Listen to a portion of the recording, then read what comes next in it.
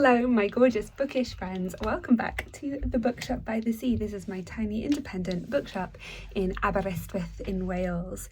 We're about one street away from the sea, and today I'm going to talk to you all about the ups and downs of being a business owner, how I manage the work-life balance, which I've been getting a lot of questions about and I would love to share with you because this is a topic very, very dear and close to my heart, and something that I think that especially in such a busy world we can try and focus and look at how to rebalance that and how we can kind of live perhaps a more full and rounded life as well. So I'm really excited to talk about that, and also just more about the goods and bads about owning a business and how we can balance those within life as well.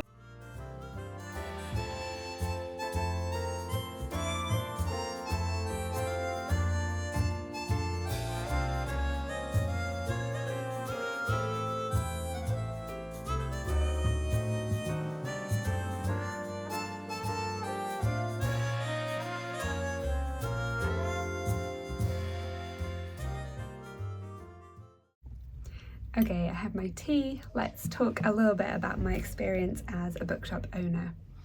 So I would definitely say I can see some of you in the comments are starting your own bookshop or have this dream of owning a bookshop.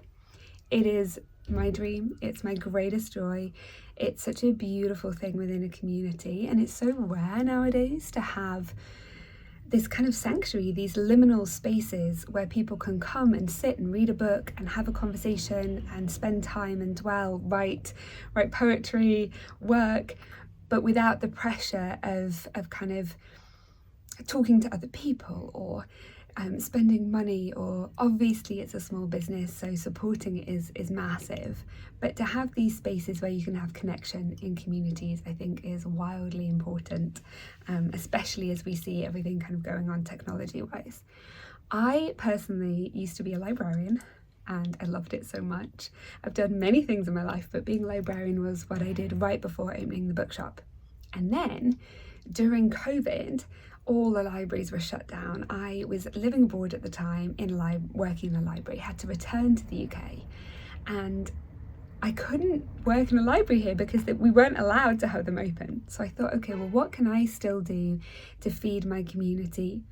You know, I think at a time like that when there was so much isolation, and you know, in many ways there still is, what can I do? What can I bring? And I thought, well, okay, what I can bring is positive stories. This is what I have to offer. This is what I want to share in the world. And books bring that to me. That's what I feel like, whether it's through any kind of medium of sharing stories, I feel like it's really powerful. And so I decided to open a bookshop because shops were allowed to open in the UK at that point. So I opened a bookshop by the sea, literally by the sea. Like you could throw a stone from the window and get it in the water. And it was amazing. We saw dolphins, people came together, we had board game nights, people had folk music nights, we had poetry readings, and it was just gorgeous. And then one day, because we live in Wales, there was a storm and a wave went over the roof of the bookshop, or would you believe, through the roof, and not only were there leaks, we flooded, and the next day I had to pick up soggy, wet books. And nothing is more disheartening than working multiple jobs, saving up to open a bookshop, and then seeing it ruined overnight. And so I thought, okay, well that's it, that's done. Time for a new challenge, and I'm sure libraries will be open sometime soon, but the community just did not give up. They were like, everywhere I went in town, they were so supportive and asking me continually, when's the Bookshop by the Sea opening again? And I really felt from the bottom of my heart so loved by everyone, but also so encouraged that this is a thing that means something to people.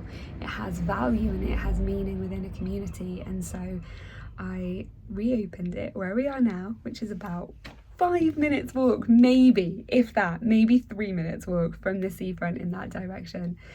And now we have this lovely building that we've been in for 3 years. And it's wonderfully, blissfully dry.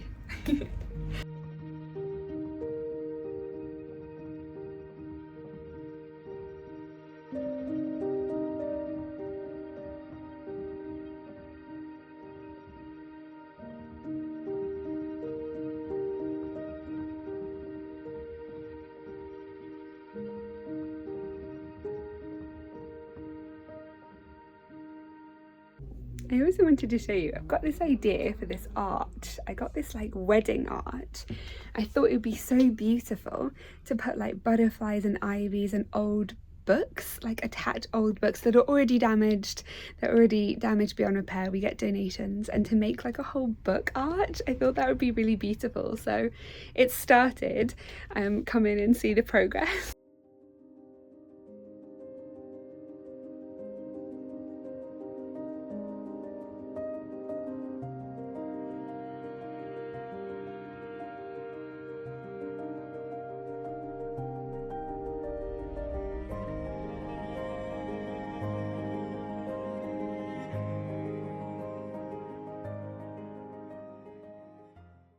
I did also have a quick recommendation that is Jane Austen's Emma.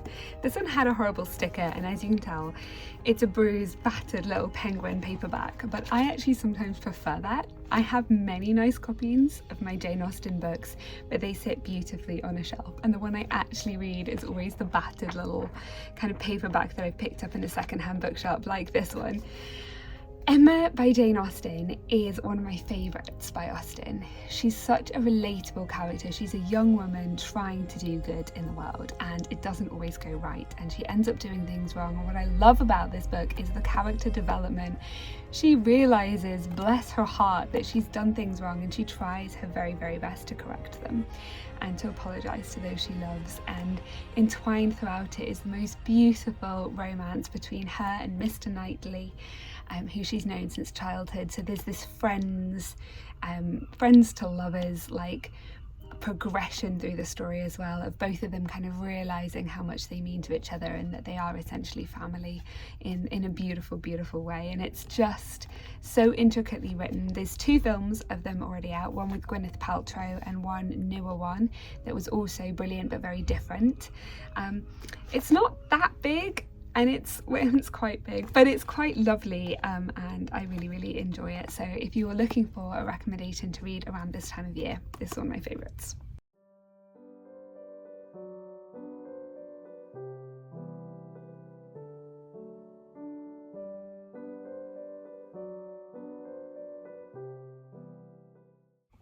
So a daily routine within the work-life balance kind of looks something like this. It's probably waking up, I live in a little cottage, waking up, having a slow morning, having a tea, going for a short walk in the grass, doing some grounding, doing my prayer, having a nice breakfast with some blueberries or some raspberries, something that helps give life back into us. And then maybe doing a bit of writing, doing a bit of reading, going for a slow walk. The bookshop here, we open 11 till 5, and this was such an intentional choice to open later because those mornings of grounding and creativity are really important.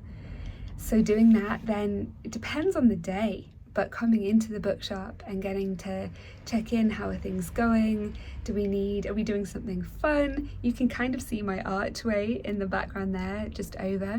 We're planning on having a community day soon to redo the outside little courtyard and make it a little secret garden courtyard. So something like that, some project that's going on in the bookshop, or just chatting to customers and doing recommendations, drinking far too much tea, I'm sure. And then when the shop shuts, to also maybe spend an hour doing things like this, maybe being really intentional in doing the invoices, replying to messages, doing social media posts, knowing that our community is not only here but worldwide, and actually including everyone, bringing them into this little slice of heaven and this little slice of bookshop life is really important to me. Then I'll go down to the seafront, maybe walk along the sea, maybe get a hot chocolate, maybe read, or maybe go for a walk in nature and read somewhere else, and then having an evening where I can see friends, meet up with a book club group, whatever it is. I think that that's kind of like a mini day in the life. Let me know as well if you want to do a day in the life of video. I would love to do that with you. And also let me know any questions that you have about work-life balance, because I feel, as I've said, it's so important to me. It's so critical that we take time and breath and rest. And this rest is something I could do an entire other episode on. But rest is so crucial to our bodies, for health, for balance, and that idea that taking a day of rest or a day off, a day of quietude, a day of solitude, a day of reflection with yourself or with family is actually as important as work. And it sets us up really, really well for work. In fact, it's like light and dark. You can't have one without the other. And so being intentional in that is particularly important for me, because otherwise, if I'm not reading the new books, well, these are secondhand, but if I'm not reading books and remembering and reigniting that love for them, then I'm not going to enjoy being in this environment as much as I could. So for me, this is also crucial, to kind of take that quiet time, be in nature, and of course, read lots of books.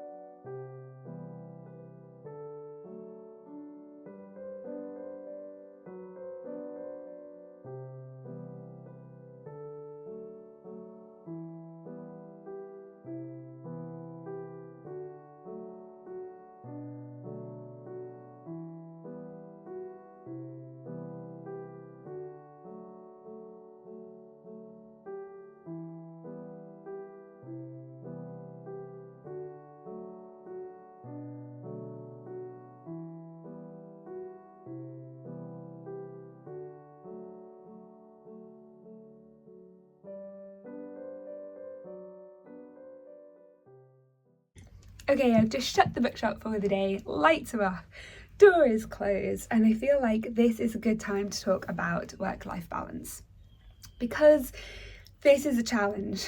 And if you love your work, if you're passionate about your work, it is an even bigger challenge. There is no part of me that doesn't delight in being in bookshops and libraries and surrounded by books constantly. And also with a small business, it can just consume. It can consume and consume and consume time, energy. There's really has to be such a concerted effort to make sure that there is that balance, to make sure that what we're doing in our lives, and I speak for me and for those that I love and want this for, and for you, is to make sure that we're being fed not just by our work, that our identity, my identity, is not only in the bookshop, but that I also have friends and family and other projects that I'm working on, that if something happens, like the flood that I mentioned in the bookshop a few years ago, that doesn't break us, that doesn't pin us down and make us feel unworthy in any way, because we're so much more than what we do. And as I said, I've been a librarian, now I'm a bookshop owner, and I'm currently writing a book. So work-life balance is really important, and especially within a small town. You know, you're here, you're living here very intentionally. And I lived in London for a few years, and I moved out of that system because I wanted to have that slower, more intentional life.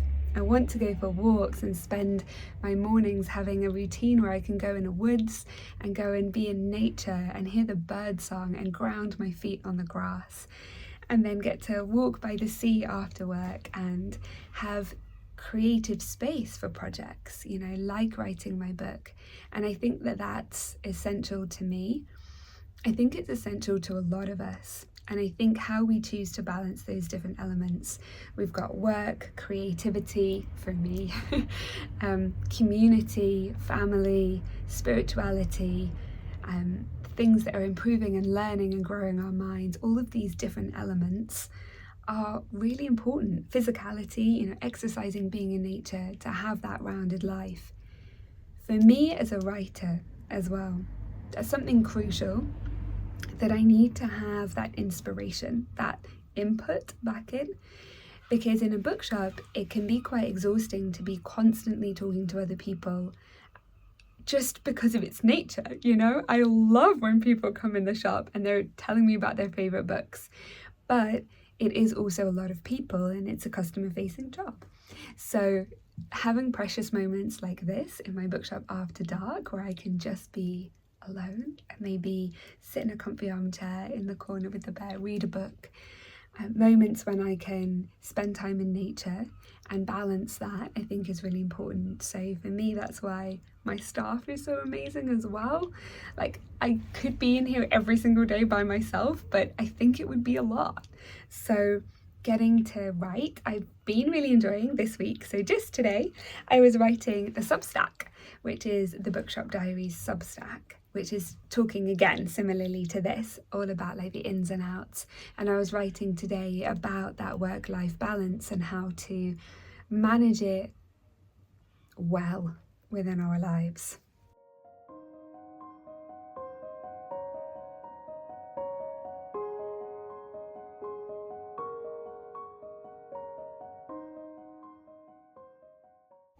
I just wanted to also say a massive thank you. People who are commenting on here, people who are telling me what they're reading or where they are watching this from in the world, it means everything. Everything. From a tiny little town in Wales to be able to be sharing and growing. I saw that we've just hit 4,000 subscribers after like just a couple of months of doing this, and I'm so proud and I'm so thankful from the bottom of my heart. So please do subscribe, please do hit that subscribe button, please follow along on our journey on TikTok, Instagram. Please tell your friends, please share it. Like, it means so much to me and it's so encouraging. So if you would like to know more about the bookshop, pop your questions below. We are making a huge long list of everything so that we can answer them. And for now, I'm going to wish you all a wonderful, beautiful, peace-filled week. I believe that for you. I hope you have the opportunity to read a book you love. And if you are doing that, then tell me about it. And I will see you all next week. Remember to watch the other videos and I'll see you every Sunday. Bye.